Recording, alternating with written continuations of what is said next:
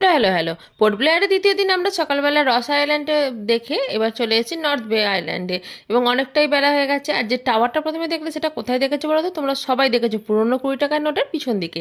তো এরপর এখানে এসে প্রচণ্ড খিদে পেয়ে গেছে, আগে খাওয়া দাওয়া পরে অন্য কিছু। তো এখানে হোটেলের মধ্যে চলে এসেছি। তো এই রেস্টুরেন্টের মধ্যে বলেছে 5 মিনিটে খাবার দেবে, 5 মিনিটে খাবার দেবে বলে আমরা সবাই মিলে মেনু কার্ডটাই মুখস্থ করে ফেললাম, কখন আসবে জানি না। যাই হোক, এখানে দুটো বাচ্চা নিয়েছে বিরিয়ানি, আর এই দুটো দাদা আর দিদি নিয়েছে ভেজ থালি, একজন এগ থালি, আর বাকি আমরা সবাই হচ্ছে ফ্রাইড রাইস। তো কখন মানে ফ্রাইড রাইসটা 5 মিনিট বলে এতটা পরেই এসেছে যে বাকিদের খাওয়া, এই চারজনের খাওয়া দাওয়া হয়ে গেছে। তো ফ্রাইড রাইস নিয়েও শুধু হাত গুনতে থাকলাম, তারপরে এলো চিলি চিকেন।